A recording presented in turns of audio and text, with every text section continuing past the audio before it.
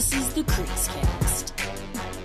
But yeah, like the Cuban comparison is perfect, except the issue is Francesco Aquilini doesn't have the flavor, the style, or the money to be as cool as Mark Cuban. Like Mark Cuban. Now you never know. You could see him on Dragon's Den at some point, Francesco. Yeah, that would right. be great. Are you kidding? That'd be amazing. He wouldn't be on Dragon's Den because Dragon's Den is about up and coming businesses that like aren't failing, whereas Aquilini's whole thing is buying places that are failing and then investing in them to turn a profit.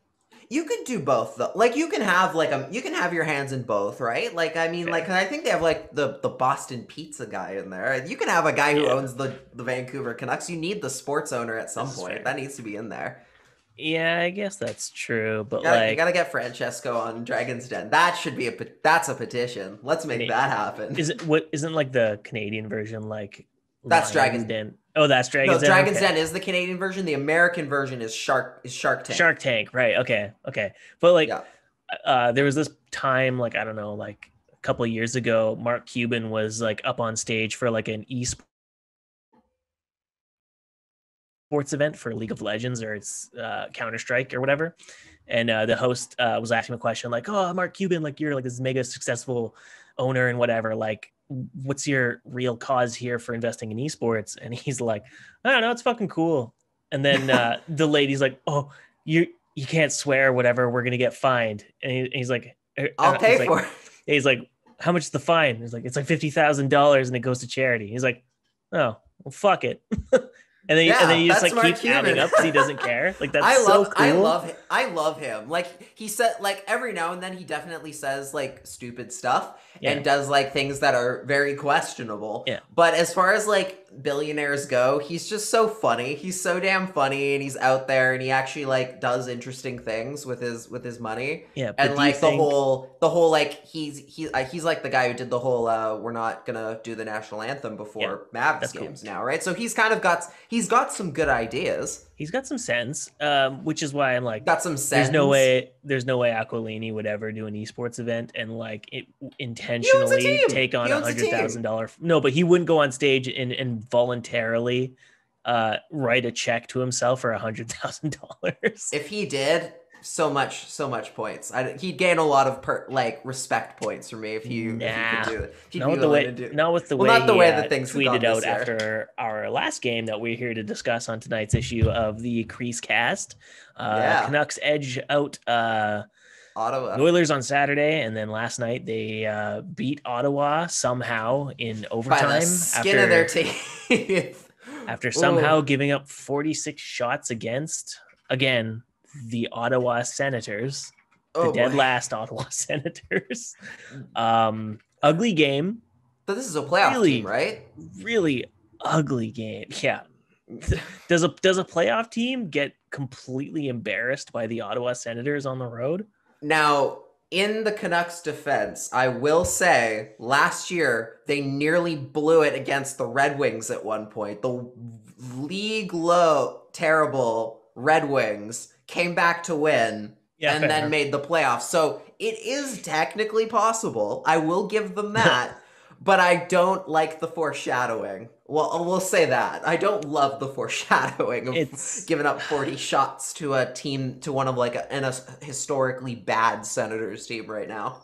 Yeah, like, oh man, like just the fact that they're like streaking and like people are like, you know, waving the flag and being like, this team's gonna do it after a game like that. I always like have to wonder, like, what hockey team are you watching where you could watch them get shelled by like a first line that is like Brady Tkachuk, Drake Batherson, and Tim Stützle, like a bunch of 21-year-olds or younger. Like their starting defenseman was a guy named Artem Zub, who I had literally never heard of in my entire life. Never. And look, I pride myself on being able to know a fair amount about teams that I don't even cover and like watch hockey. Hockey is basically the only thing I watch from when the season's on, other than a couple like shows on Netflix or whatever. But I keep pretty good tabs on everybody. When I heard the name Artem Zub on the the radio broadcast. 'Cause I was listening to Brendan Batchelor for the first bit because I was still at work at the time. Yeah. I was like I literally did like a double take. I'm like, wait, who did they just say? Like, I had never heard that name in my entire life. That wasn't his first cool game, name. though, was it? I don't think that was his No, first game. it's like his 8th or 9th game, but like he's like rotating in alongside like him and Erik Brandstrom and like whoever young defenseman or whatever is basically rotating in as like a 6th or 7th guy, because their main pair is like Zaitsev, Goodbranson, Shabbat, basically rotating around. Yeah, you know what's really funny is on the last episode we talked about how we talked about how Tyler Myers should put Tyler Myers on the 4th line. I was actually listening to Steve Dangle's podcast, and they talked about like I think the same day we were each recorded the same day, and they talked about how if the Senators are unwilling to scratch Erik Goodbranson, even though he's like not one of their worst defensemen, they should consider putting him on the 4th line for Ottawa. And I was like, man, because they refuse to scratch him as well, and yet Erik Brandstrom can't get in. He's supposed to be like a big name for them. Like, he's supposed to be a big prospect for them on that blue line. Can't get full-time minutes for whatever reason. Yeah, Brandstrom was the big pickup in the deal for Mark Stone. Oh, Mark Stone, you're right. You're right. You are right. I thought and Karlsson. So my bad. Like, they identified him as like the Erik Karlsson incumbent, and like after watching him in like the AHL last year, like I believed it. Like, the guy was a really smooth skating defenseman, great offensive touch, like just looked great every game I watched him. And then like DJ Smith had a quote earlier in the season where he was like, or DJ Smith didn't have the quote, but someone had a quote about like in reference to DJ Smith basically not trusting Erik Brandstrom and not wanting to play him. And I'm like, that's horrible. Your decor is Zaitsev, Wolanin, Goodbranson, and like a bunch of no names. Are you kidding? Yeah, Mike Riley maybe. I get that it's nobody's. And he's young. Like, who cares if he makes a few extra mistakes? It's not like you're not competing. You're not going to win a lot of games regardless. So you might as well play the rookie it's not rookie, but like younger prospect who actually has a future, who has a potential long-term future with your team than a Goodbranson or a Mike Riley or something. Mike Riley's older, I think. I think he's an older guy. He sounds like a guy that's probably like 38. He has one of the older sounding names. That does make sense. He's got a very generic name that it has to be like a 38-year-old. Yeah, like Bob Smith. Yeah, like Nikita Zaitsev, you kind of know he's in like the 28 to 33 range based on the name. Yeah. Thomas Shabbat's like kind of a younger sounding name. Hot Same Bacho. Erik Goodbranson's like the 28 to 32 category. Yeah. Just based on names. Artem Zub, probably like, I don't know, 23 to 26 or something. Like he's 18. He's like 19 or something. He's brand new. Yeah. And just another good name out there is Jayce Hawryluk, who had his first goal as a Canuck and against the Senators. He's a bit of an older guy, but he had one of his like probably one of his best games since joining the Canucks, where it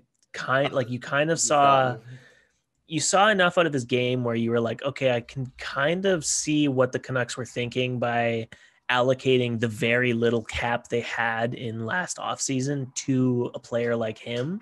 Because if he could play like he did last night on a consistent basis, you would want that guy in your bottom 6 over an Antoine Roussel or a Jay Beagle or Brandon Sutter. Like, you would want a guy with his kind of speed and like, tenacity on pucks to try and create goals. And he actually made it happen, and, good for him. Props to him. I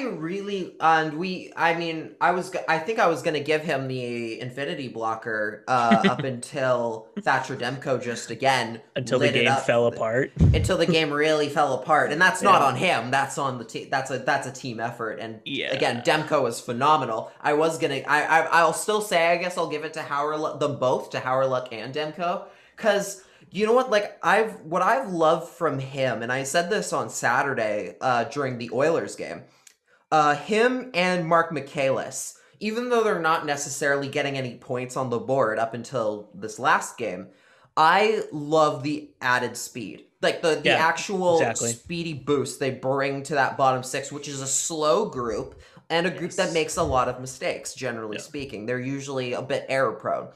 And I always maintain that when you're building a hockey team, obviously I'm never going to be a GM, but I've always had this idea that you should always build a team with speed being at the forefront of your thinking, regardless of what their other talents might be, in a way. Right. Because the way I've always looked at it is speed can make up for a lot of mistakes. Because if you give up the puck, but your player is faster than Yeah, that if guy he can who stole recover it, with you speed. can exactly you can get back and you can fix it. There's a lot of things that you can cover with good speed, and Hawryluk and Michaelis really add a little bit of like extra oomph to that group.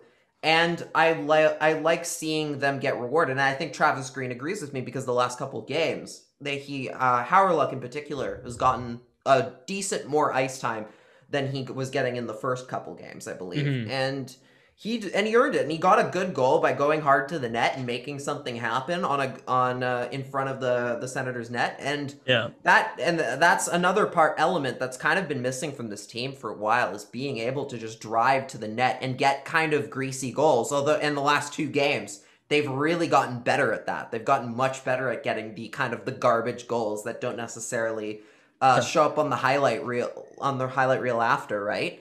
Yeah, that's obviously like a coaching thing where they're like, all right, stop trying to make it pretty. Just throw something on the net and just crash the net for a rebound. Like, just do whatever you can. And like we saw in that Oilers game, like the ugliest goal possibly I think you mean scored the in most the NHL. beautiful goal of all time. That was fantastic. I love that. That one was disgusting how I mean- bad that was. I could not believe the whistle wasn't blown, and like props to the ref for Yeah. somehow spotting it and allowing play to continue the way it did. I And loved how mad the Oilers were. They were so mad about I- that, and it was hilarious. I wouldn't blame them. Like if that happened to the Canucks, like Canucks Twitter would have imploded. Oh, And then for ironically, sure. and then in the Ottawa Senators game, like Demko stops puck, the whistle blows, but he hasn't controlled it, and it like squeaks past the goal line, and you're like, well, that's some puck luck for you. That's something they also did not get at the beginning of the year. They had no puck luck, and now they're all gotten the it a puck bunch. luck in the last couple games. Like Oh, against yeah. the Senators, how many posts did they hit in the first period alone? Kachuk Yeah, had like- 3, Stützle had like 2 at least, Norris had 1. Like, man, Yeah, and like let's be honest here, in terms of like effort and actual like in like level of play, the Canucks didn't deserve to win that game yesterday. They were clearly the second hardest working team on the ice for the majority of that game, and they were just getting like in the first period especially, they were just getting ran over by the Senators. And this Yeah. is why we're so concerned about the idea of, hey, maybe you don't count your chickens here on a play when it comes to a playoff spot. But they did do the thing. They did do the aspect where they were able to grind out a victory, even in a game where they necessarily didn't deserve to win. And sometimes that is part of the battle in the grand scheme of things. And they got key contributions from guys who hadn't been scoring of late. You have Jayce Hawryluk, obviously. You've got Tanner Pearson, and we can get on that goal. Just another just weird goal. He's been kind of a part of too, because it looked like he had that greasy goal against Edmonton. And then he finally gets it here. Okay, let's go over this, because your tweet of it, you tweeted the clip. You tweeted the actual highlight here where that went viral. So let's talk about this, because this is so funny. So yeah, my phone has not stopped going off since I tweeted this clip. And like, it's kind of like funny because like, I think it was like disproved like within like 20 minutes of me being like, did Pearson actually fool Colt or whatever his name, Connor White? Colin White. Okay. Yeah. He's like, did he fool Colin White by calling his name for the pass? And then Mike Johnson, like, immediately prior to his intermission interview was like, yeah, no, I asked him and he said, no, he didn't. So it's like everyone, I had a bunch of follow-up tweets to it as well, where I was like, people just want to believe on both teams. Canucks fans and Ottawa fans both want to believe that Pearson or someone on the Canucks called White's name and caused him to throw the puck away, because that's what makes that whole sequence so perfect.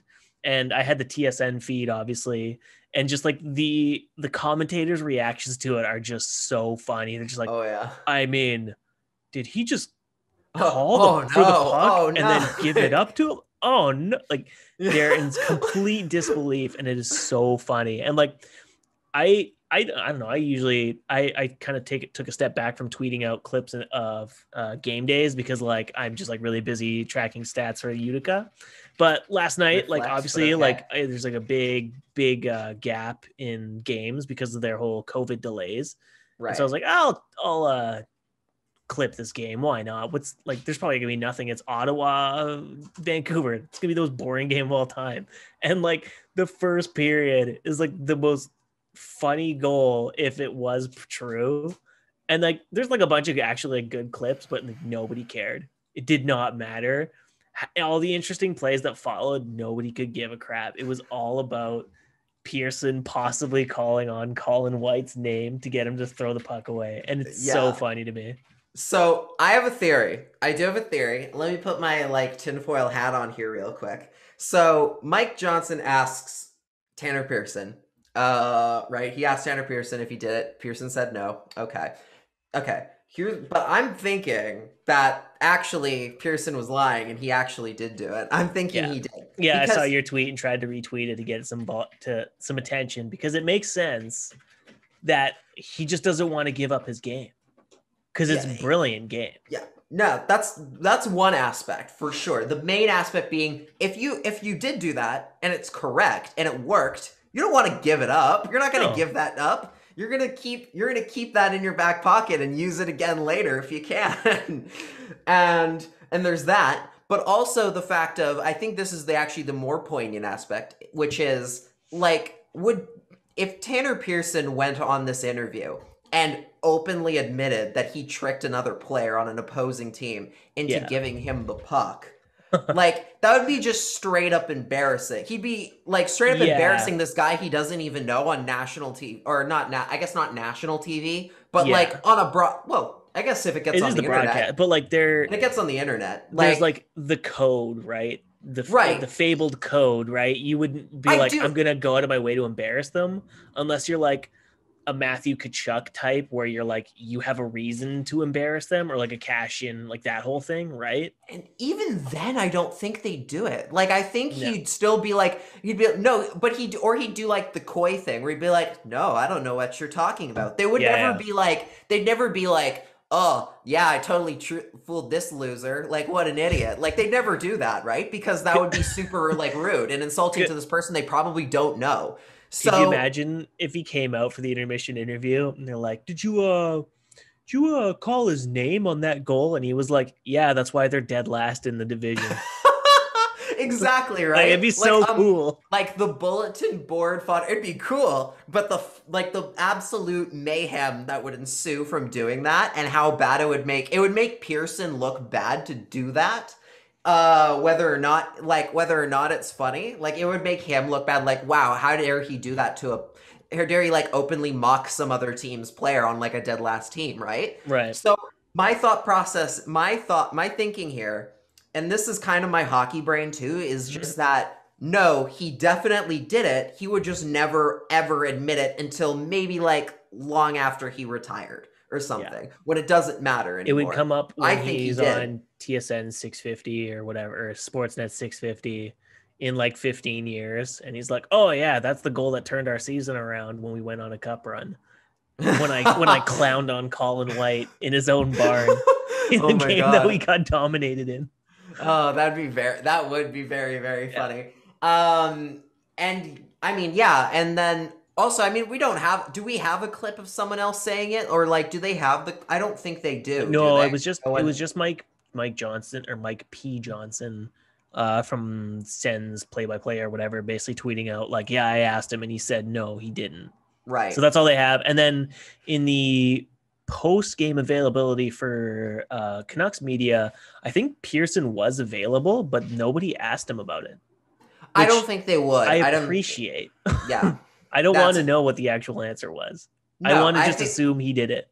Yeah, me too. I want to assume he did it because it's damn funny if he did. And even if he didn't, like, I will say I felt bad for Colin White in that aspect. That's the other giveaway to me, is that he did do it. Is that like if another teammate had called for that puck and it got intercepted by Pearson in front, he doesn't have to hang his head, more or less, because that's on his teammate for making a bad call, for calling for the puck at a bad time, right? Because when you're thinking about it in the heat of the battle, like, you know where that voice is coming from. You know where the voice on the ice is coming from. Yeah. So if your teammate out there with Tanner Pearson standing in front of the net calls for that puck, and you throw it and Pearson's right there to intercept and score, that's not on Colin White. That would be on his teammate. Whatever teammate called for that puck without doing a way better peripheral check on who's actually nearby. Which makes me more believe that it was Pearson who calls for that puck, because and he hangs his head because he knows immediately what he just did. He knows. Like, on one hand too, like, it's a really dumb pass. Like, if you're at evens and you can't just throw a blind backhand pass through your behind your net, like, that's, under pressure. Oof, yeah, no, you can't. Like, but that would warrant the same reaction too, even if you thought it was a teammate. Like, but I feel like, taking away the Pearson call alone, that still probably warrants the same reaction, where he's probably like, why the fuck did I just do that? That was such a stupid decision. A little bit, but I definitely agree with you on that. Like, I just also think, like, on a certain level, like, you still know that part of this is on the teammate. Like, in a way, you kind of still have that idea of, like, why would you call for that pass from, if you're out in front like that, why did you call for that? Like, behind me, right? If I'm, because you can hear where you hear where the voice is coming from. Although, you know, maybe there's, like, the echo because you're within the glass and everything, you're along the boards, it can kind of, like, the noise can kind of ring around a little bit. So, I mean, it'll forever be a mystery. We're not going to go and break down the highlight play-by-play. It'll just be another, like, a part of Canucks lore. Like, if the season did turn around and, like, they stopped getting blown out by garbage teams and actually, like, made playoffs, like, you'd probably have to go back to Wyatt, the stanchion art, and be like, hey, you need to redo your floorboards of glory bracket, and you need to add the Colin White call, right? That's what I was going to say. I was exactly going to say the same thing. Hey, Wyatt and Jay, if you guys are listening, throw that in there, as well as hey, I am disappointed the Canucks, Luongo's first playoff game was not on that list. That's my one complaint was the first Luongo playoff game, quadruple overtime, ends up with like 74 saves. I feel like that deserves more lore. It went till 1 a.m. Come on. That's my favorite playoff game of all time. One of them. It's one of them. They were all about the irreverent stuff, right? That's irreverent. 74 saves. It couldn't be like too specific. And they already have like, I think they had like 2 or 3 things about Luongo in there because they had like the Never enough. game. There's no such thing as too much Lou. There's no such thing as too much Lou. Yeah. Somebody was asking on Twitter today, what former Canucks should go on a podcast. I was going to tweet back and be like, Luongo should come on the CreaseCast because absolutely, that's gonna happen at some point. That's the end game. That's the end game of this show. He just doesn't strike me as the type that would ever go on a podcast. He was on James Duthie's podcast. Okay, but like with like, you know, the lower levels of podcast. He'll do it. You know what I mean? He'll do it. I will make it. I will pull every single favor I have to make that happen. Just send a picture of like all your goalie gear and be like, he knows I use all Reebok. I've talked to him about it before when I was like 10 or 11 whenever I met him. That is actually my legit dream is for the last ever episode of the CreaseCast. Whenever it ends in the future, he's the last guest that comes on, and then the show ends. That's it. That's how it goes. But okay, as far as this like game was concerned, Tanner Pearson getting a goal like after like so much bad luck that he's been getting, regardless of how it happened. The fact that he got it at all is so big for him because it really took a long time and he was working for it. Like we've talked before that he's kind of disappeared at points and Bo Horvat as well to a little bit. This is the kind of streak that caused Pittsburgh to want to give up on him because they had bought high and were like, okay, we're not getting LA Pearson anymore, so let's sell low. We're just gonna have to bite the bullet. And then he started streaking, and he basically streaked from the year he was picked up for Goodbranson all last season into I don't even know what his playoff split was like. He was great throughout. Him and Horvat had like great chemistry, and it was such a breath of fresh air because of how many times Horvat was getting his wingmates shuffled over the course of Right. his first like 5 years. So for him to finally find some solid chemistry with Tanner Pearson was huge. And to have him playing alongside Toffoli at one point was really big as well. He last year he had a career year. Last year was his best point season ever, I believe, and that was Yeah. without factoring in the games that got canceled. So it could have been a lot better even from that point. This year Right. it's been a bit more of a struggle, and I think that's partially just due to, again, the team is not as deep this year, so they're able to send kind of, sick a few more tougher matchups on that line than they normally would, or like, at least keep them at bay a little bit longer per se. Right. And I think that definitely plays in, but I'm happy to see him get on the board. Get on the board because again, he's come close. He's come close a couple times. To see him get that was big. I think that was a big deal. Yeah, he was fine. I kind of hope for more consistency. I know he's streaky, so like the chances of him just like suddenly going on a hit, he's either gonna use this as motivation and become like, last season Tanner Pearson, or it's just gonna be like this is what he is for this year. He's gonna be, hit or miss basically. But man, like you would really want so much more out of a guy that's like on your second, third line as a winger with, Horvat or whoever it is. Like, And would hope to see more, but like you in a said, contract year still as good that he well. got it. And in a contract year as well. Yeah, You he's hope the you can get a little bit better, he's whether the or not one. he stays. Yeah, he's the like who would have thought that of him and Brandon Sutter in a contract year for the Canucks, he'd be having a worse productive season than Sutter is. Like, Oh I don't think anyone was calling that. no, I That's pretty definitely bad. wasn't. No, that's not good. Yeah, I think he's gonna pick it he up. peaked with his contract year too early. I think he's gonna pick it up. I do think this is the start of him getting a little bit more. Maybe not like it might not get to the level he did last year, where he's going on that kind of a scoring pace again. But I think it's gonna pick up at least a Right. few more. He's gonna pick up a few extra points here and there that he wasn't through the first like half of the year. That's fair. Other player from the game that picked up a really nice point and was a bit noteworthy for some other reasons in the game. Okay, so like along the same lines of my one clip going viral and then nothing else getting picked up.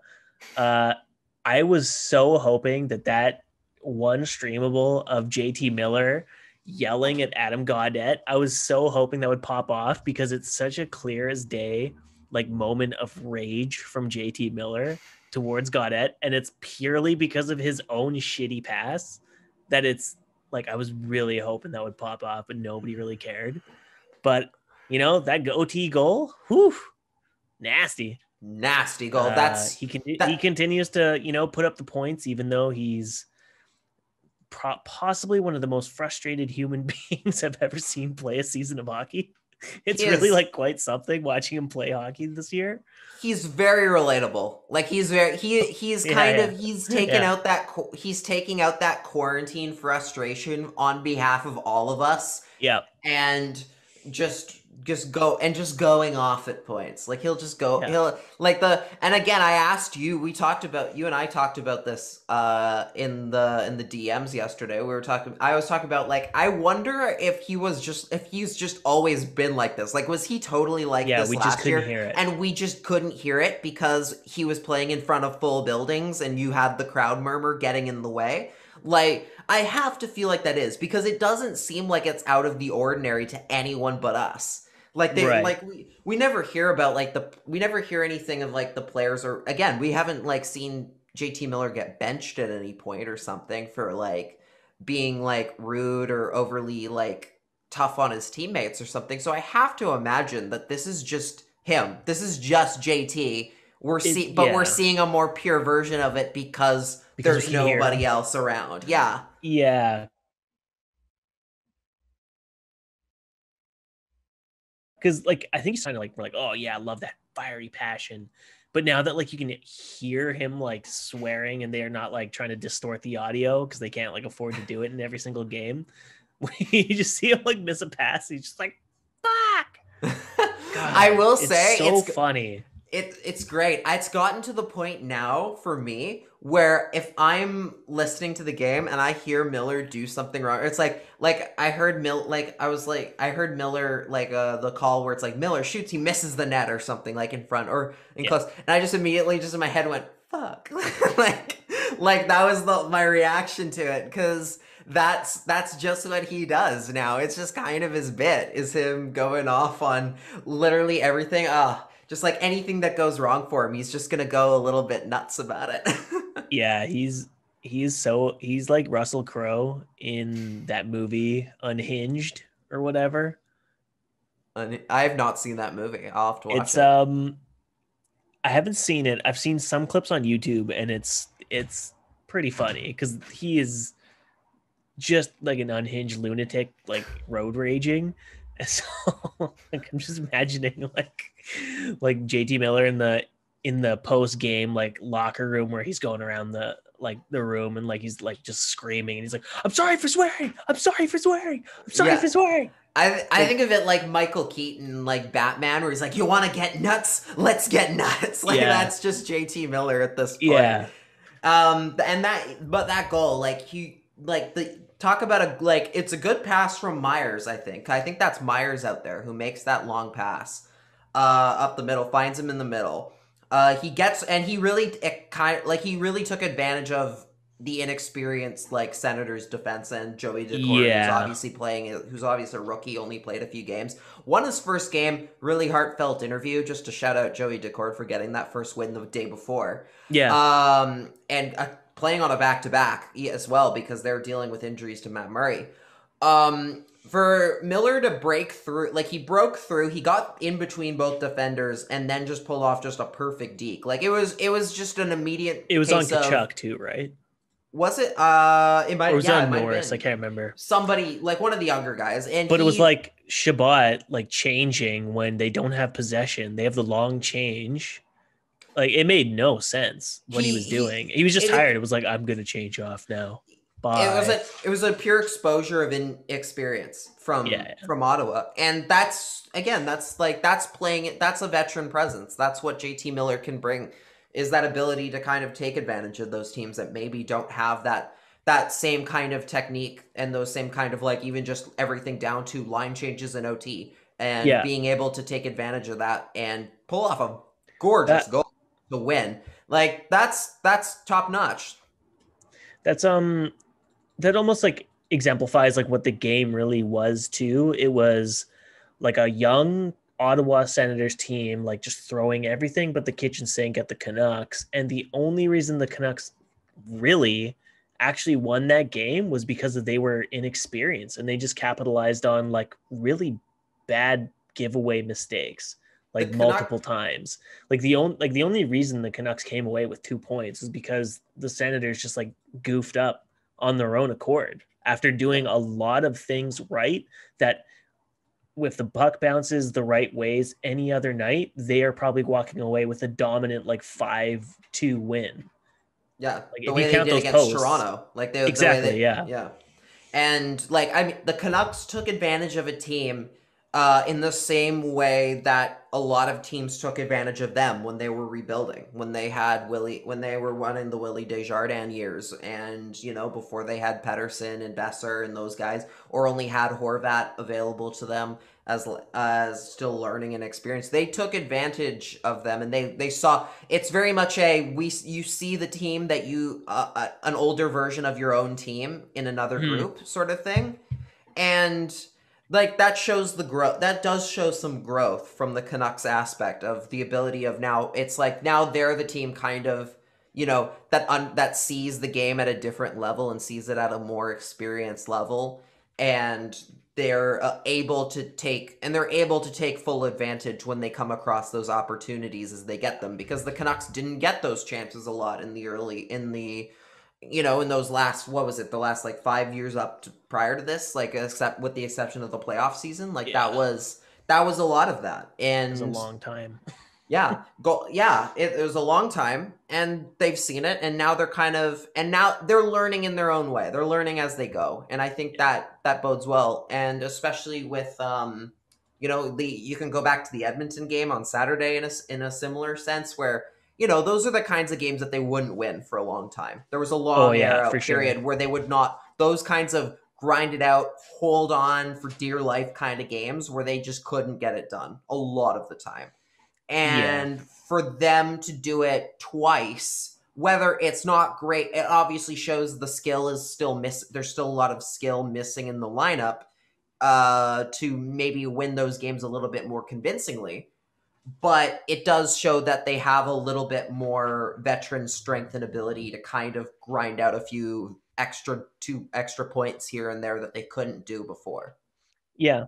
Just over and all, just the Ottawa series, if anything, it's been fun, which like is surprising to me because like I think a lot of people were just like, oh, Ottawa sucks. They're gonna be like just the easy win. And I don't know if I wanted to come into a season like we talked in our last episode about like how a condensed schedule against the same guys over and over might be boring. You're of the mindset like, like they're kind of already boring and it like kind of loses interest pretty quick anyway. Mm-hmm. I get that, and I totally like agree with you just because I watch the comments where it's the same two guys every single weekend. Yeah. But man, like Ottawa's actually kind of fun to watch. They shouldn't be because they make tons of mistakes, but they make really fun mistakes.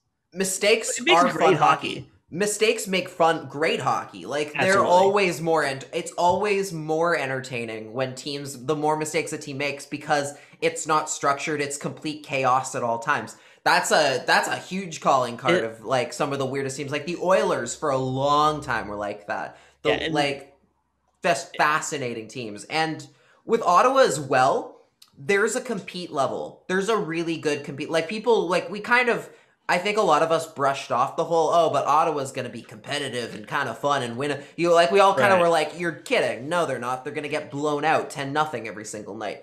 Yeah, like their goalie tandem. Like, how can they win? Yeah, exactly. But they've actually proven me wrong in that one aspect. Yeah, they're still not a good team, but they're okay. They're showing a compete level that not every team has. Like, look at Buffalo. Buffalo's lost 13 in a row. There's no compete. They look just dead in the water every single game. No, shout out to that Vogel guy and his piece on The Athletic and his piece last night after they lost. Man, I haven't chef's read kiss. it. It is, man. Sizzling? Is it sizzling? It is a dude just chewing that organization top to bottom, from players to the ownership, just being like, this is a joke. You're all completely checked out. This is embarrassing. It's incredible. It's so true. Funny. He has this piece out today where it was like evaluating potential coaching alternates, and the opening line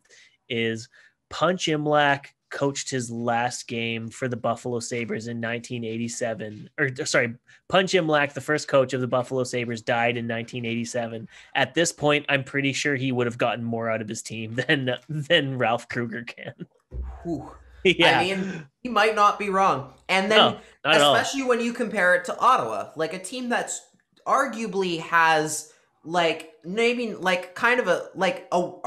I guess, a kind of a worse lineup in a sense, just because they don't have necessarily the game breaker of Jack Eichel. Like Brady Tkachuk is very good, but he's still learning. He's not Eichel and Shabbat is not Rasmus Dahlin. Exactly. And yet they look like light years better. They look light years better. They play a much stronger team game. They actually look like they're competing. And Tim Stützle is fantastic. Stützle is so fun to watch, man. That's what I mean. Like that game was really fun to watch, even though like we could sit here and like talk about the minutia of like all these, the giveaway issues and the Canucks giving up tons of shots and whatever. Like I almost don't even like, who cares? Because the game was entertaining in spite of all the errors from both teams. And it was still a tight game, and it was a tight game to the end. And that's like, man, I'll take that 10 times out of 10, even if the team like the Canucks are hopeless anyway. Like, I don't think they have a playoff shot whatsoever. So at least if I'm getting like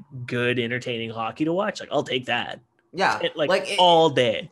The worst part about the years where the Canucks were at their worst, especially when Willie Desjardins was coaching the team, is they were boring. They were a boring team. Oh, they were They lost it. dreadful to watch. They lost a Horrible. lot, but they lost in the most boring ways possible.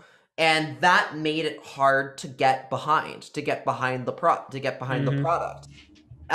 Whereas this under Travis Green, the team's been much more interesting. They play a much more fun style of hockey. Yeah, and they're bad, but they're still not great, and that's not necessarily on coaching per se. But they do play in these games where they just have a little bit more in them, and they have a little bit more of like a kind of a fun skill. Even like, again, Elias Pettersson hasn't been in the lineup and won't be in the lineup until they get back to Vancouver next week. Yeah. And they're still playing entertaining hockey without him. Whereas a lot of teams before them, if you lose a guy like Pettersson, a lot of Canuck teams before then would just roll over, would just kind of just have rolled over and not been much of a threat. So it's nice to see them winning in spite of all the stuff that's kind of gone wrong for them, and in spite of the fact that they're making a few extra mistakes. They're playing fun, entertaining hockey as far as I'm concerned. And Thatcher Demko's as well deserves a lot of credit for that because he's been fantastic. You said you felt he looked a little bit shaky in the early going. To me, he looked like he was a guy who is a bit tired, because it looked like to me his rebound control was a complete mess. And it seemed to me that anytime he had a puck go into his chest or into his glove, he looked like he had zero control of it. Like almost every single time. Like I almost feel like obviously the Canucks skaters were doing a terrible job in their own zone of like getting on loose pucks and clearing. Like they weren't doing anything to help. But he also like at the start of the food chain, if you will, like when he's facing down a shot and he's steering it right into the end boards towards an Ottawa forward, like it's going to create rebound chances and second chances. And that seemed like that wasn't helping. I'm not saying all 46 shots were because of that, but like he certainly wasn't looking as, tepid or like thinking as heavily about his moves like he wasn't against the Oilers. Like in the Oilers game, he looked clean. Like he wasn't really overthinking. He wasn't overplaying the puck. He was just like looked clean, looked smooth, looked like Bubble Demko, as much as we don't really want to use that term anymore because we know Bubble Demko is just Demko using now. It doesn't look. Yeah, it doesn't matter. You can't. It doesn't look like I can change that apparently, and I'm kind of sad about that because I think he deserves more credit than that at this point. I think he's deserved the credit, but But like if we were gonna change it, then I would say okay. So then if Bubble Demko is just Demko, so the Oilers game was Demko. The Ottawa game was last season's Demko, regular season Demko from last season, where he looked good, but there was still a lot of things where you were like, a little dicey. That's all. He's still great. Like, obviously, he still faced down 46 shots, but like, I'm just saying he looked like if you played him again tomorrow or for tomorrow's game, you might be getting exhausted, gonna give up 9 goals Demko. Ooh. You know, like that Pittsburgh game from last season when it was, I don't know, it was like 9-8 or something, or 11-9, something ridiculous. Like I forgot about that. Why would you remind me of that? That game hurt me so bad. You know what sucks is I missed that game. Like I somehow completely but I missed that like there was a game on.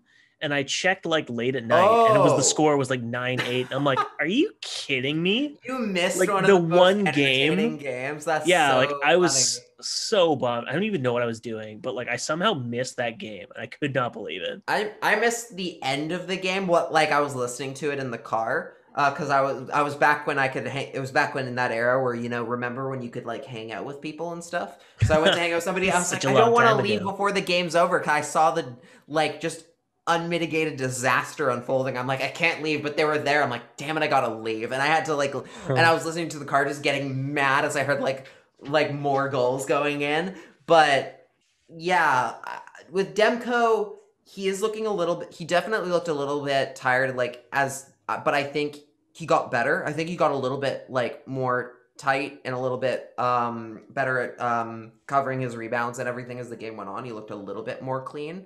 I think he definitely got no help on that last goal, that last Colin White goal. All of his defense collapsed into the left side boards. and just left White completely open in front of the slot, and that was a complete miscue for them, especially with the extra attacker on the ice. You got to be a lot more awake on those chances. And there was only so much Demko could do moving back across from the corner of his net into the front of the slot. That just high danger area like that.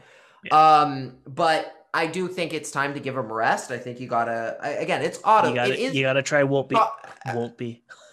You gotta try Holtby eventually. Don't do my boy Braden that dirty like that. I combined Wednesday like with Holtby because I was gonna say you gotta try Holtby Wednesday, but I just went you gotta Holtby. Yeah. It's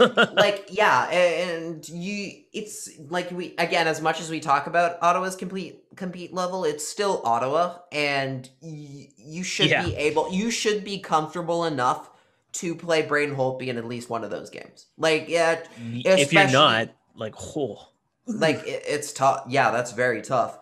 It's bad luck. It's clearly Demko's net now, and that's the right way to go. But you do have to give him a rest from time to time, and you have to be comfortable giving Demko a rest from time to time, especially if, like the Canucks claim to be have the ability to make the playoffs. You have to be comfortable enough to give your goaltender rests, because otherwise he's going to be cooked by the time you do get to those playoffs if you get there. So you'll be running into the Markstrom situation in Calgary where you just like, especially if he's facing 46 shots every single game against varying levels of competition, because like you're saying, like the high danger shot that he was giving up against Colin White that resulted in the game tying goal, like you can only go post to post so many times before that gets like very taxing on your body.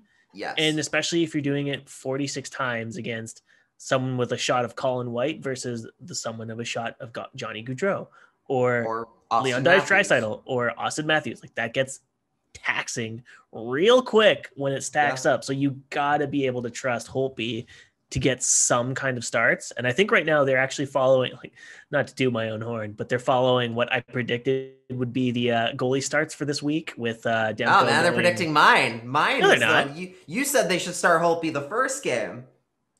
No, I didn't. Oh, no, it's the first Montreal game. No. So I said the Friday one or something. I said No, I said the Friday. I said the Friday one. No, damn it! I said the 2 in a row. You give Holtby 2 in a row in the middle. I definitely said that. This is actually really bad because I was literally listening to our own podcast on the way home from my drive.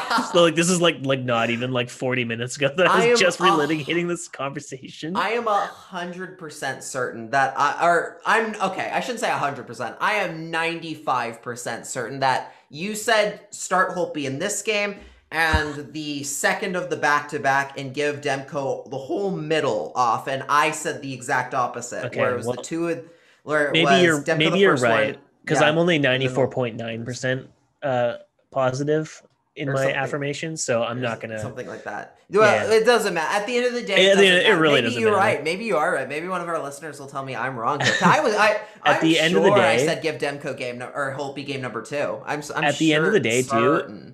It's not going to matter because he's going to get pulled when he gives up 5 goals in the first period anyway. Oh my. I'm kidding. That's not going to happen. I trust Holtby. Look, I know it is he probably will get right now to absolutely just shit on poor Braden Holtby. Look, and I know he has struggled big time. And again, I was clear at the beginning of the season that this is Demko's team. This is his net.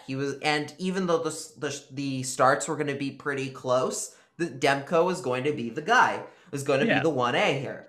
I trust Holtby if you give him the time if you give him the time and the ability to work with Ian Clark as much as you humanly can. Mm-hmm. And again, like as we talked about recently, or I should say Kevin Woodley talked about recently, and we mentioned it on the show, about how he's picking up a lot of more technical aspects in his game that he didn't have before. And he's learning them new as a 30-year-old. Right. It takes time. Good for him. Yeah. It takes time to put that in, to put those elements into your game if you're not used to it, if you're not comfortable learn, if you're not as comfortable, your body anyway is not as comfortable doing this thing that you've never done in your whole career, sort of thing. Right. And I trust him if you put him in front of in a game against Ottawa, that he's not going to get shelled. He's going to do fine. And provided that, again, as well, that you're still giving him decent coverage from the defensive side of the game, which is maybe where the concern comes in, is that you don't have the defense that's willing, that, or I shouldn't say willing, that's capable of giving him the insulation that you need.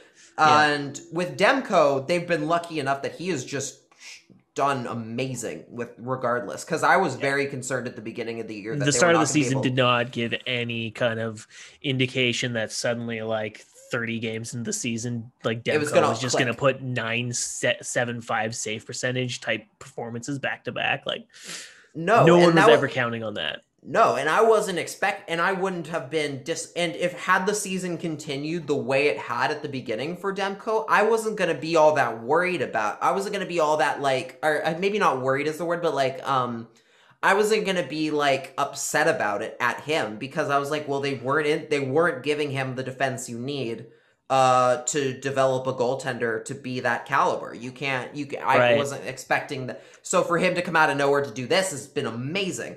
Yeah. And what you're seeing with Holtby right now is more of what's to be expected, which is where you don't have the defense that's capable of giving a goaltender the ability to learn as they go. It gets a little bit dodgy. And I think with Holtby, they could do, if the Canucks get the rest today that they needed, that they didn't from flying in before to Ottawa, flying 3 time zones across, if they get that rest today and come back a little bit more fresh and prepared tomorrow, or today when you're listening to this, I guess, I think they'll do fine, and I think Holtby will do a lot better. I think you'll see a lot closer to the Holtby you saw maybe in that first game of the season, where he looked fresh and they gave him kind of a little bit of a better help against Edmonton in that very first game of the year. I think Holtby has it in him. I think he can get a couple games here and there. Well, he has to. You know who wasn't anticipating really stellar goaltending? A man made of money, a man of many talents, Mr. Francesco Aquilini himself. We already talked about this. No, we didn't. We talked about the tweet. We totally talked about the tweet. We talked about it right at the top of the show. I know, but I thought that segue would be really funny. Or did we? Or wait a minute. Maybe we didn't talk. Did we? We talked at least a bit about Dragon's Den and everything. We talked about Mark Cuban and why Francesco Aquilini, but I don't think we talked about like. You're right. You know what? You're right. My bad. Good segue. Continue. Talk about Francesco again. Aquilini, like if anyone listening to this isn't like a Twitter person or whatever, you missed. Like if you hadn't noticed, after every single win, or like maybe when there's 5 minutes about to expire on the clock, Francesco Aquilini will put out some kind of tweet like showing his support for the team that he's so fielded with his penny pinching.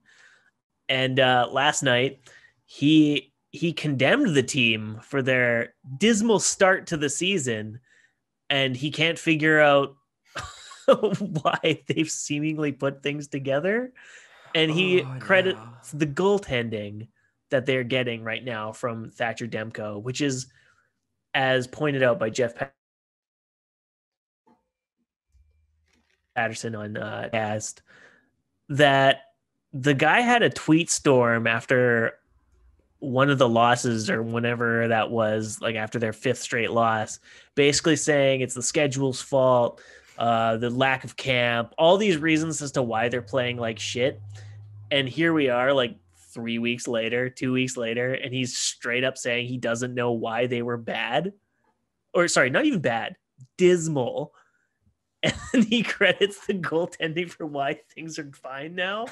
Shit is so funny. He's the biggest goofball in sports ownership, maybe outside of the Pagulas, because I mean, at least Aquilini puts himself front and center for being a goofball, whereas the Pagulas are currently MIA. Dwayne Steinel from Buffalo, also known as Buffalo Dwayne.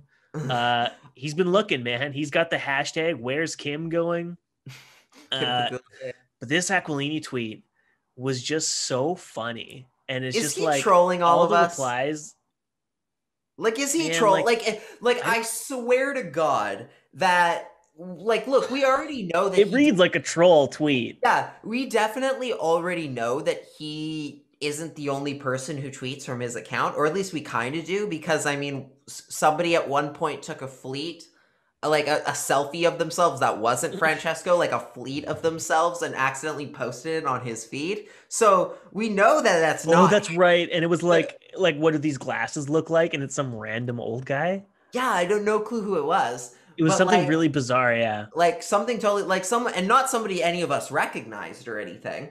So it's, but I swear to God, and so many people tweeted this yesterday, and I almost did, but I saw so many people doing the same thing, where I'm just like, I swear to God, somehow Mr. Booth has gotten a hold of the actual Francesco Aquilini account and has started tweeting from it, because there's no other explanation. This guy doing like basically like almost like it really does feel like this guy is straight up like trolling us on purpose. Like this guy is like doing us to be just to be like, hey, watch this, I'm gonna get people so mad. And I kind of like a part of me points, but a part of me wants to like be like, man, if you were a billionaire, like, why would you concern yourself with like the opinions of people on Twitter about your sports franchise? Like, you're not getting them in the seats anyway. So why are you going to troll them when you're going to try and sell them tickets for next season? So why would you even open your mouth at all?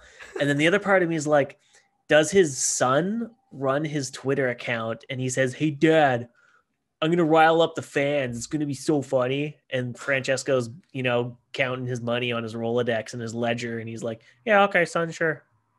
Or he says, hey, son, how's the team doing? And he's like, they just gave up a goal in the last 5 minutes to Ottawa. And then Francesco goes, how's Ottawa doing? And he's like, they're doing okay. They're pretty fun to watch. Oh, okay. Well, then, yeah, tweet out whatever you want, son. I'm just going to count my money. What's funny is you're doing an impression, and I literally can't even think of what Francesco Aquilini sounds like. Like, I can't even click. Like, it doesn't click in. When was the last time he did a PR thing? Like, it had to have been 2017, maybe, when they hired Linden. That's when I'm thinking, or that would have been 20. That would have been 2014. Well, I'm thinking like maybe I'm thinking he may have done one in 2017 when they let go of Linden or something, or in 2018. That must be. Maybe. Like, he must. But I feel like he hasn't done one in ages, even though for a guy who's basically put his hands on the steering wheel to say, this is my team and I'm going to choose the direction of where we go.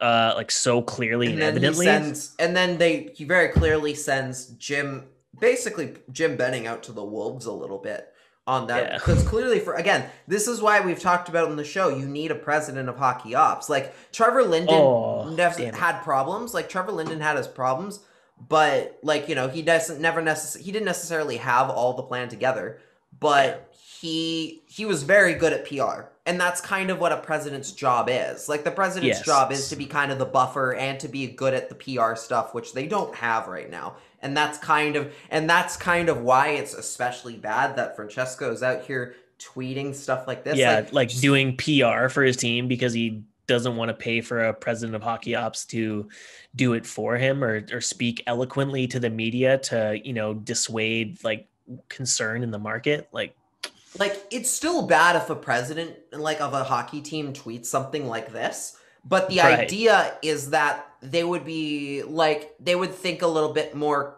they'd put a little bit more caution to the wind about, I'm not going to say we were dismal at the beginning of the year. Which you shouldn't. And he also probably wouldn't say, like, again, so the reason people are, like, kind of freaking out about the whole, he said, man, what goaltending we're getting is because, again, this is a guy who's very clearly trying to save money, as much money as possible. And here he is giving his RFA goaltender just the best possible ammo to get a great contract.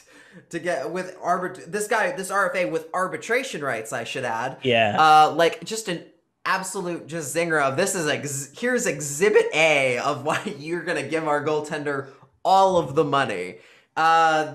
Like oh no, like you should never tweet that. Never tweet about specific players like that, because especially when they're in a contract season, because if you're an owner anyway, because man, is that going to come back to bite you in the wallet right there. And then the whole dismal thing, like you literally went on that whole tirade where you're like, hey, here's all the reasons why it's okay that they suck, and now he's like, I don't get why they sucked. It's like, but you said why. You know why. You know why. You know why they were bad. Because they're not that good. Yeah. And again, he must be trolling us, right? Like, this can't be.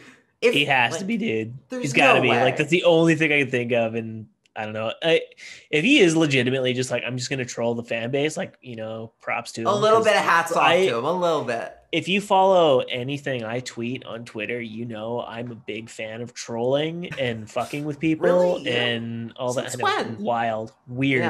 Yeah. So I appreciate it, yeah. And if he's intentionally just like, if he's like, I see all these people in my mentions telling me to sell the team and fire Jim and blew the seats. Well, here's a little something for you. I don't know why the team was dismal. Yeah, of course I do, you idiots. Yeah. Doing the Mr. Burns. He's the sicko. He's like, haha, yes. Yes, exactly. You just. By the way, the Senators sicko thing is fantastic. Very cool. I love that so much. Why don't we get into some of the NHL stuff? Like, we'll just do some quick hits of the NHL stuff. If you want to talk about Senators, or at least former Senators, Erik Karlsson's a good place to start. Yeah, bit of a was that his quote? So yeah, I'll pull up the quote here. I have the quote. Basically, I don't know why he was at what specifically where the ask came from, but they got stomped again the other night, didn't they? By Vegas, I believe. Yes, they did not. They have not. It's been a tough. Obviously, this has been a Sharks season that has not been great. You kind of knew this was coming at the beginning of the year. Doug Wilson earlier this week, their general manager, calling it a reset, not using the rebuild tag, but using reset, which, I mean, come on, it's the same thing. If you really think about it. But on Saturday, somebody asked Karlsson about it, and he said, quote, obviously I did not sign here to go through a rebuild or go through what I did for 10 years in Ottawa.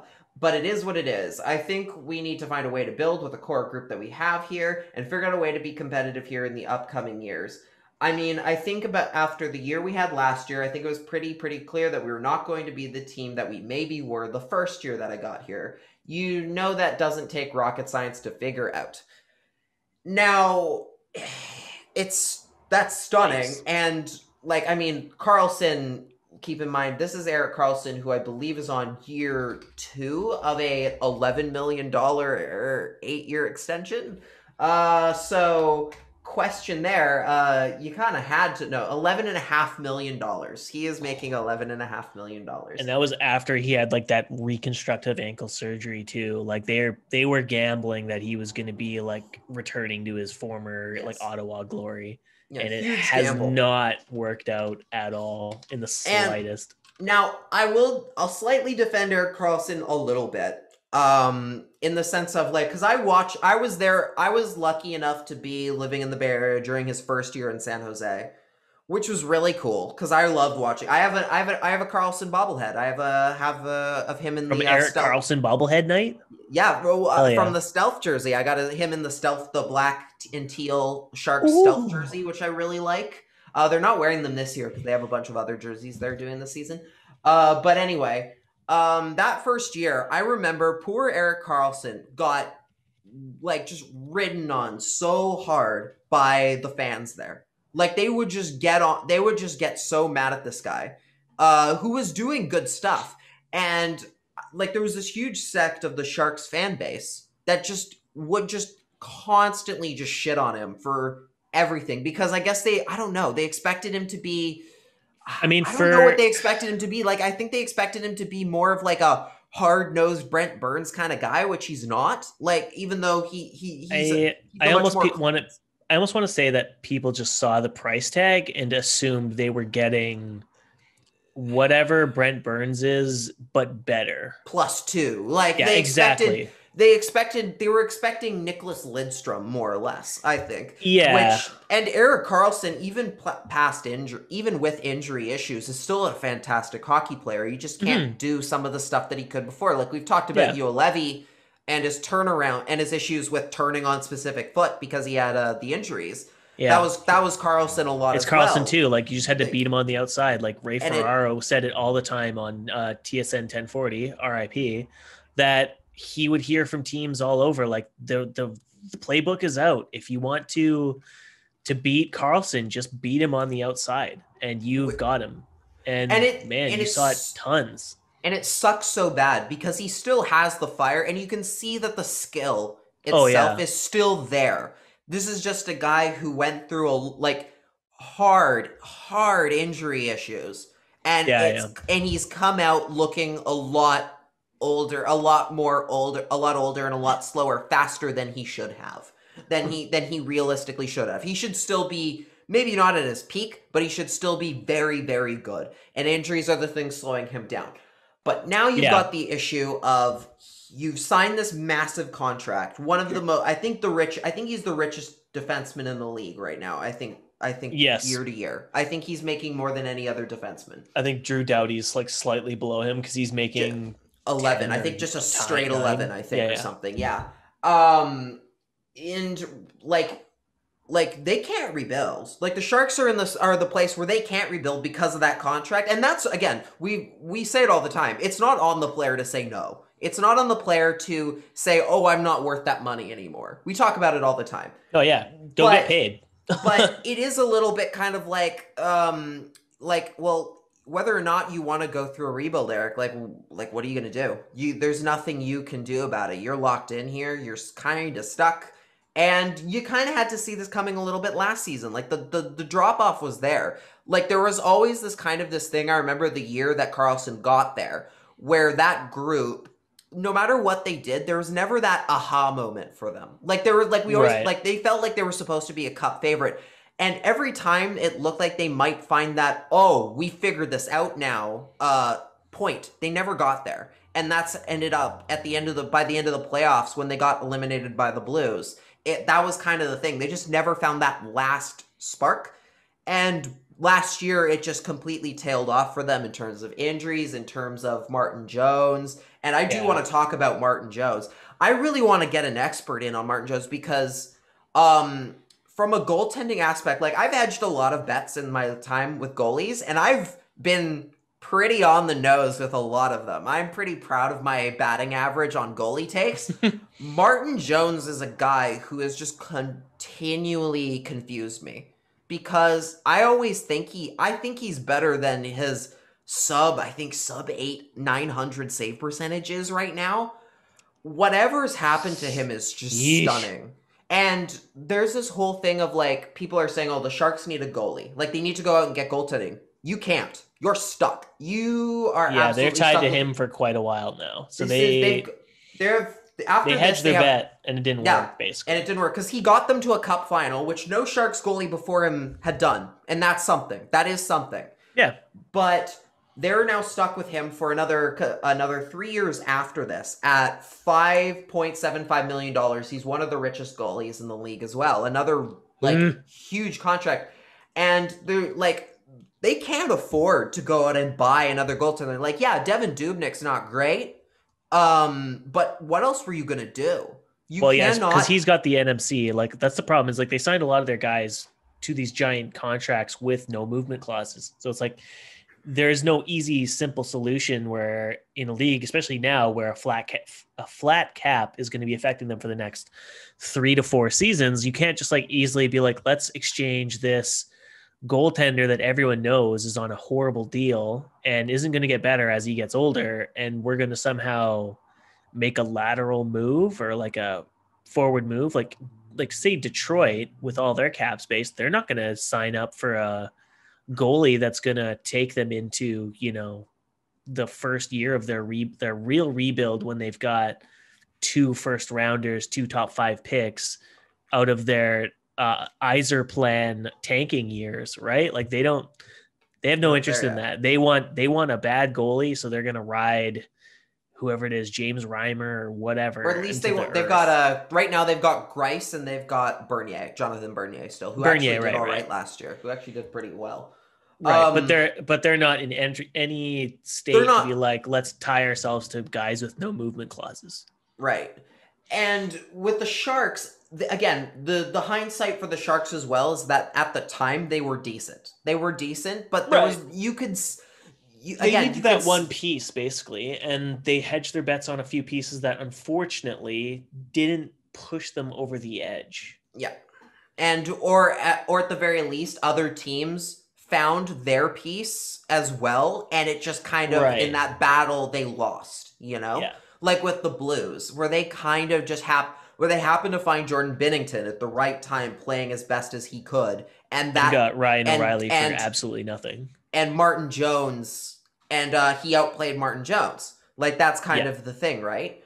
And the Sharks are in that spot where at one point I was gonna ask this question when I was covering the Sharks for the years that I was there, which was like, can the Sharks win with Doug Wilson? Because Doug Wilson's a very good GM. He's done a lot of good things. Like, you don't get, I think it was 20 consecutive years of playoffs, like, or something insane, where they missed once. They've missed, like, twice in the last, like, 20 years, I think. Something ridiculous like that. That's insane, and you don't get there that's not nothing. Like, maybe you didn't win a cup in those years, but that's not nothing. You don't get there. That's not a fluke thing to do. That takes skill. But I've always wondered, I've always felt with Doug Wilson that he's a little too loyal to the players that he has. And I think sometimes it's cost him to the point where they have missed out on potentially getting very good returns for some of their players by not trading them before the ceiling, their ceiling fell out, the bottom fell out a little bit. Right. I think you could have sold high on a couple players earlier on than they did. And that cost them from being able to stockpile a little bit because they kept thinking, we're a cup favorite. Mm-hmm. And they kept buying. Yeah, they kept thinking this is our year, basically. And now they're in that no man's land that the Canucks were in several years ago when they had all these guys on no movement clauses and no real sense of direction, basically, of what to do next. Yeah. Basically, the whole thing was, we got to bide our time. And that's where the Sharks are until basically Karlsson or Jones deal. The Jones deal's gone because the Karlsson deals, like, you can't wait 10 years for that to come off the books. You're basically waiting for the other deals to come off, which will include that Jones deal, and at least with Karlsson, he's like, maybe he hasn't been as good as he could be, but he still brings a veteran aspect and he's still a guy who was a very good player at one point. One of the best defensemen in the game at one point. He won a Norris. He has that in his back pocket, honestly, to always be a good leader. And honestly, what's going to happen is in 3 years, if he needs ankle surgery again, he's just going to go to Robidaz Island. It's going to happen. It's already happened this year with the Seabrook deal, where he just conveniently gets to retire and the contract just disappears, no questions asked, and he doesn't even retire. He just says, I can't play, and that's it. The Sharks are a franchise where you could potentially do that, especially because their owner is Hasso Plattner, if I'm pronouncing that correctly. He owns SAP. He owns that big company. Mega company. Mega billionaire. And he's a guy who has never been afraid to spend money or drop a few bucks, if it makes the team better in the long term. He's very hands off from what I hear. So, case in point being Doug Wilson has been here for a long time. Yeah, he's been there for 25 years or something like that. Right. They've had the Sharks, I believe, in their history have had only 4 GMs. I think something they had one guy during the very early years when they were very bad. Yep. Then during the run up to their creation, basically. It might even be 3 because I think it was Dean Lombardi. They brought in Dean Lombardi. And then after they let him go, Doug Wilson came in and he's been there ever since. And that was in the early 2000s. And they're in a spot where, again, they can't afford not to make it work with Martin Jones because no one's taking that from you. No one's trading for that. With Karlsson, there's still always going to be that aspect of maybe somebody is fascinated enough that they'd be willing to be like, if you retain half the salary, we'll try him out. We'll try him out even at $6 million. Right. There might be someone out there willing enough to take that risk. With Jones, that's not going anywhere. So you have to make it work with him, especially because as far as I'm concerned in the goalie department in their development, they don't have any big names coming up. They've got some guys like Josef Koronosh was very good in his rookie year with the Barracuda when I was there. I believe he's still in their system right now. They've got a couple guys there who could be okay, but I don't think they don't have that. They don't have a Michael DiPietro. They don't have a Thatcher Demko. No, they're like we did like at one everyone point. wants to give everyone like, you know, like say like, oh, Gillis left the cupboards dry and Bennings restocked them, which Jacob like, Markstrom. I'll fight you on that. Like the cupboards like really aren't as stocked as I think people like to Right tell now, they're themselves they barren. are. They're Like, very barren right now. They're not nearly as full as people like to think they are. Just because you have No. prospects in the far like the AHL doesn't mean it's a stock cupboard. Ottawa's a great example of a team that has a full cupboard. Or the Kings. Like look at the Kings. The Kings are AHL very good as well. disgusting. The Kings have done a fantastic but anyway, like job. the Sharks really like they've been all in for so long that they literally got to start from scratch, starting from last year's draft when they drafted Ozzy Weisblatt.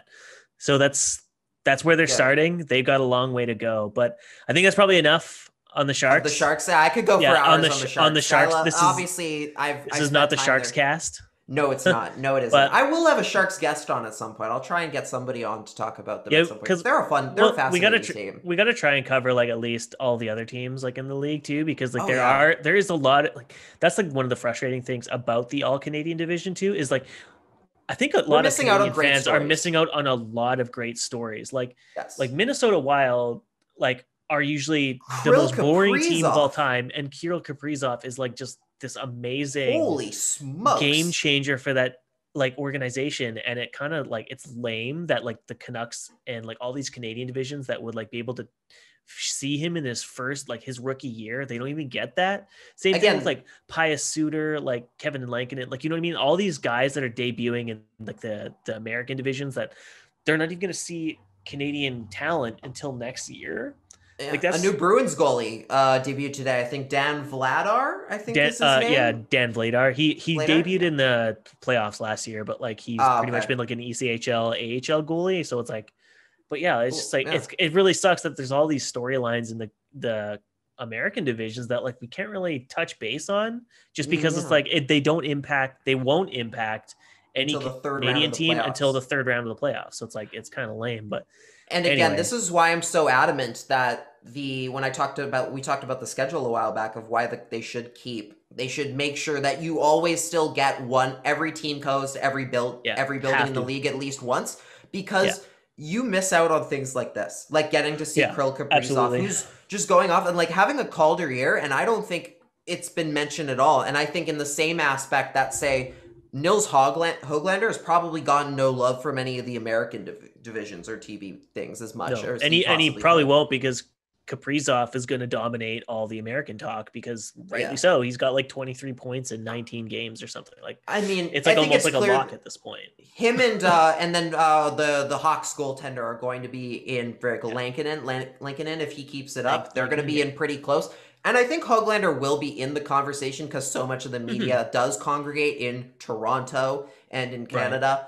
But he won't be out of it entirely. But he in a year where they were playing more across the board, he would be getting a lot more notice. He wouldn't win, but he'd still get a lot more notice. And I think that's important. At the end of the day, he'll be in contention. He'll be like a maybe third or fourth kind of guy, which I mean, considering like the Canucks drafting issues over the entirety of their existence as a franchise, the fact that they'll have had 4 straight Calder finalists is unreal.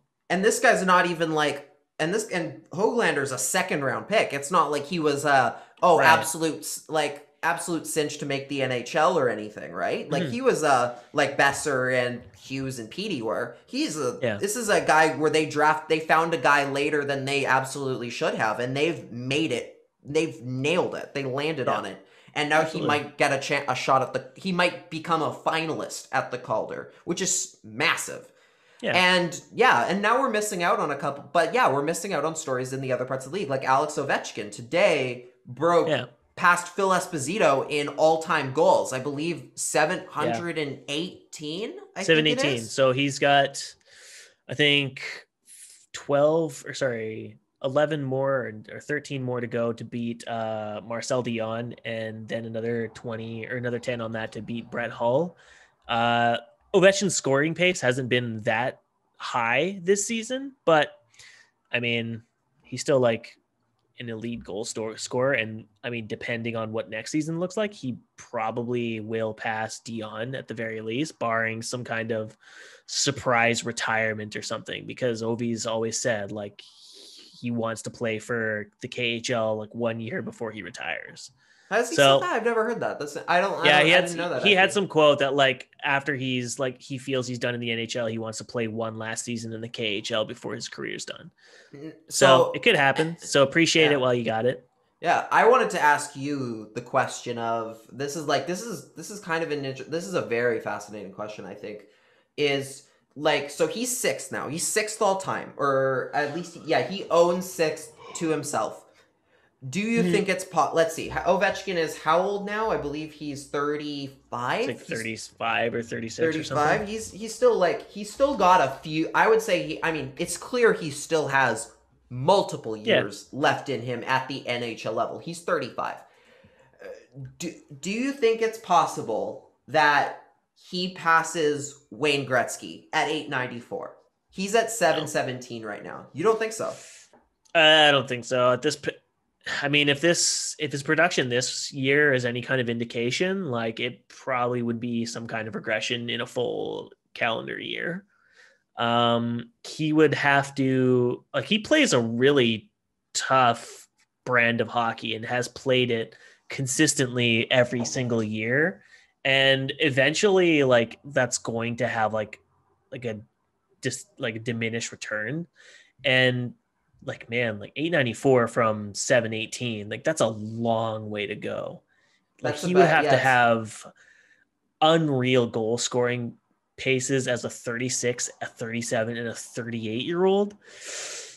Like he would have to have basically 340 to 50 goal seasons as he gets even older. Like that's a big ask. And like as great as Ovechkin is at goal scoring, I don't know if he's necessarily got that in him unless he plans on playing until he's 43 like Jágr did, and he knocks out like, you know, one more 40 goal season and then 4 back-to-back 25 goal seasons or something.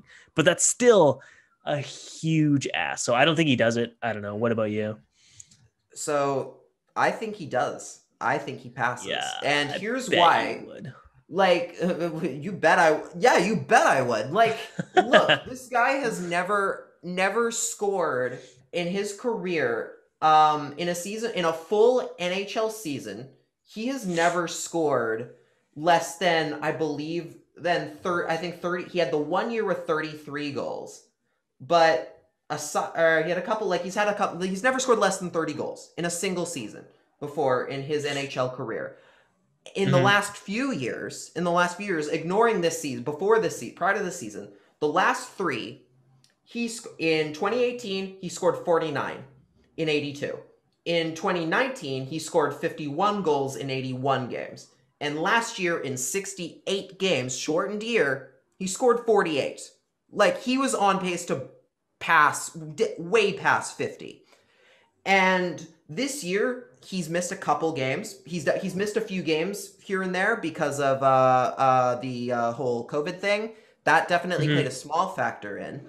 I think this year is a little bit, again, when it comes to personal stats, it's hard to take everything into account just because of how weird this year has been. Just a little bit. Like, for example, the whole, like, I think... You're basically betting against his age playing into the next couple of years, whereas I'm definitely betting that I'm not betting. Like, he could surprise us all, like I said, but I think you're hinging that the fact is goal-scoring pace has always been ridiculous through his entire career, that chances are he's probably going to keep it up even after this kind of really bizarre truncated season, which I get.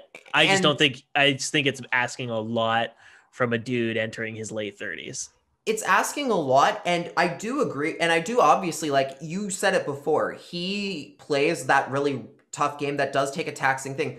But despite all that, he has been incredibly durable over his entire career. Like, I can't remember. I don't think he's had a single season where he's been out of the lineup for longer than a game or two in terms of injuries. Like, there's never been one season where it's been like, oh, he's out for months. Like, that's never happened to him before. And he's been doing it for 13, 14 years now. Like, I think that he's going, I think he's going to keep going, and I don't think we're going to have to worry about knock on wood, if any sort of barring any sort of unforeseen circumstances, I think he's going to keep up that pace. And I think, like you said before, he wants to play that 1 year in the KHL. I think it's also a goal of his to pass Gretzky. I think that's they've asked him about it before. Just out of sheer determination, he might do it. He might. And imagine that. Like, that would be imagine, have we ever seen a major Gretzky record broken in our lifetimes? Like, I don't think. No, this is the only one that really stands a chance to be broken or ever will. Yeah. And imagine that happening, not only within our ability to watch it, but a player within our personal timeline who we've seen from year number 1 go all the way to the end to break a Wayne Gretzky record would be just amazing, and just a moment of we'd never forget. And I think he'll do it. And I think after he does, that's when he says he's done in the NHL. I think that's the final frontier for him. I think he's going to do it. I think he'll pass. He might hit 900. Because what is it? Because he needs, I think, to pass Gretzky, it's 894. He might hit that. He might crack that 900 in the same year and call it there, right? It would be funny if he scored 895 and he just called, at the end of the game, he was just like, that's it. I'm done. Yeah. Goodbye. I am done hockey now. That'd be really cool. He could. I'd respect that. Mid shift, just drops the stick after scoring. I go home now. Would anyone fault him for doing so? No, it'd be so rad. Hell yeah. Go for it, man. Yeah, I'd be a big you've done fan. everything you as a pure goal scorer, he could accomplish. That would be monumental. I absolutely think he will do it. I think it's barring anything unforeseen, again, knock on wood, I think he will absolutely break that record. Hell yeah. Well, I think that about kind of wraps up tonight's episode. Yeah. I like ending on Ovechkin. He's such a cool guy. He's just really fun. Yeah. And man, I don't know, I'm hopeful. I want to believe that he can beat a Gretzky record, because it would just be super wild, especially in the post lockout era, in the salary cap era, for a record like that to be broken by a near 40-year-old. That would just be completely wild. But yeah, that might happen a couple of years from now. We're so lucky. We've been so lucky to see him through his entire career. I've talked about it before that my first year seriously watching hockey was the first year after the lockout, and that was the first year of Crosby and the first year of Ovi. Two guys who, because they both played in Pittsburgh and Washington, that here in Vancouver, we didn't get, especially in the early years, we didn't get to see a lot. They rarely came to town. You only saw him in highlights, basically. That was it. Yeah. His very first game in Vancouver, I think, was it was year 2. It was his second year in the league, because it was his first appearance in Vancouver was in Luongo's first year. It was his first season in Vancouver. Which is, for me, half my life ago. For me, it's more. It's even more. Yeah, that's nuts. It's nuts. I remember I was at a Vancouver Giants game that night. Back when the Giants were selling out the Pacific Coliseum, and they were showing the highlights of that game on the That's how you know how long ago it was. Yeah. That game, and, getting to see Ovi come to town and play, and, we didn't get to see him a lot. We've been blessed in the last few years that the schedule changed to the point where we get to see him at least once a season, and Crosby. And when those two retire, it's going to be such a watershed moment. It's going to be such a bittersweet moment, even for us here. Even though they never played for our team, they never have done anything to directly impact the Canucks in any sort of way, shape, or form, and they never will. They're going to be lifers on that team, on their teams. But to see just for them their cultural importance to the league itself, as two guys that came into the league basically back to back and impacted the game as the way that they did would be a big loss when they go. It'll be a huge loss, and their legacies are just fantastic. And Ovechkin, like, not to tie them together, because in a way we almost did too much of that for a lot of their careers, is tie Ovi and Crosby together, even though they're two very different players and they're both very special in their own ways, right? In their own unique ways. The fact that we got to see not only them win cups and be successful, but to maybe see one of them break one of like the greatest records in all of like professional sports would be amazing, and just an amazing end to just a fantastic career. And hopefully you get there. And it's nice that we got to end the show on something like that, positive and fun. Really great. Yeah. Well, if you like this episode, guys, and you like the positivity, we appreciated it. We like the positivity. Hopefully, by the time we turn it around with our next episode, I won't be on it because of the dumb, stupid Comets and their dumb AHL game. But Lachlan will be back with some more content, hopefully covering another win. And I have a not guest. As bad of a blowout, and there'll actually be a guest, so we'll be looking. Yeah, I actually booked a guest. Nice. Shocking, isn't it? Yeah, I definitely got a guest How for professional. Friday. But yeah, so if you liked what you heard, don't forget to rate, like, and subscribe to us on your favorite podcasting platform. We also have our YouTube channel where you can see our pretty faces doing the podcast you're listening to, but in video format. Lachlan puts a ton of effort into editing those videos, and it's always great quality. We are going to be recording a Patreon episode tomorrow. So if you have any questions, make sure to reply to us and send all your questions our way, because we enjoy talking about random crap in our little preambles that we have before we start recording the actual episodes talking about Canucks hockey. So send us your questions, send us your love, send us your comments, send us your hate mail. We need it. We need it all. We love it. But anyways, Lachlan, where can they find you? You can find me on Twitter, Instagram, and Facebook at Lach and the Crease. And you can check out my work on lachandthecrease.com, where I post the North Division Power Rankings every single Sunday, as well as a feature every now and then. Cody, what about you? You guys can find me at Cody Sievertson on Twitter, and I think I'm on Instagram now under my website's name of Comets Harvest, and you can find my site or my stuff at thecometsharvest.com. Game recaps posted every single night, except on the nights where I get too drunk and don't feel like doing it. So until then, folks, thanks for tuning into this episode, and we will catch you guys on the flippity flip. Bye.